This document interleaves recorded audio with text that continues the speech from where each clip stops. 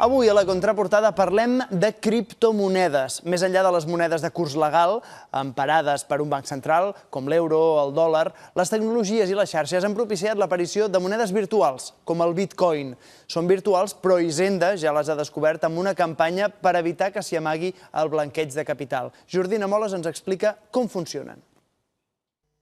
Les primeres monedes de què es té constància eren d'or, plata i bronze. Després hem passat al diner de plàstic i ara ens trobem al segle XXI amb unes monedes que no existeixen físicament i que no es podrien veure exposades en una d'aquestes vitrines. Són les criptomonedes, que no són de curs legal, però tenen valor si la gent les accepta com a pagament. N'hi ha de conegudes arreu del món, com el Bitcoin, i d'altres que comencen a arrencar des d'aquí. A Lles de Cerdanya, aquest hivern s'ha pogut veure que un forfet val 12 euros, o 25 croats.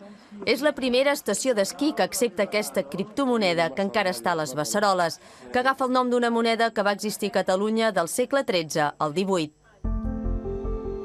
Amb les monedes virtuals es pot comprar qualsevol cosa a les botigues o les acceptin, des d'un disc dur a un pis. Per exemple, l'Anna fa mitja i pot comprar la llana a la botiga d'en Marc i pagar amb bitcoins. No cal passar pel banc i tot queda registrat a la xarxa. Amb la tecnologia blockchain, aquesta còpia es guarda a milers d'ordinadors de tot el món, connectats les 24 hores, de manera que és impossible de manipular o falsificar. Els que mantenen viva la xarxa, anomenats miners, són els propietaris dels ordinadors, que de vegades reben una recompensa en bitcoins. A països com la Xina s'estan creant granges senceres plenes de discos durs que s'encarreguen d'anar fent còpies de les operacions. Però consumeixen tanta electricitat que aquí i a molts altres països ja no surt a compte posar-s'hi. Així que o es compren directament bitcoins i ara són massa cars, o la millor manera d'obtenir-los és vendre coses i acceptar que te les paguin en bitcoins, com ja es fa en aquesta botiga de llanes a Cambrils. Per accedir als bitcoins cal una contrasenya secreta i encriptada, com la de la targeta de crèdit, però aquesta té molts caràcters i una pega. Si s'oblida, es perden tots els diners. I el que seria la gran virtut dels bitcoins, que és que cadascú és el màxim responsable dels seus diners, es pot convertir en una arma de doble tall, perquè si perdem el codi, ningú ens rescatarà. Les autoritats s'ho miren amb desconfiança i s'estan pensant com regular-ho.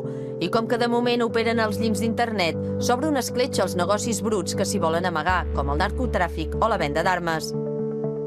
El bitcoin s'ha fet tan famós que també s'ha disparat l'especulació. En els últims 5 anys, un bitcoin ha passat de costar $13 a fregar els 20.000 a finals d'any. I des de Nadal ha caigut a la meitat i molts parlen del risc d'una bombolla. Al marge de tot això, Bitcoin va obrir un camí i al darrere hi ha centenars de criptomonedes que van traient el nas.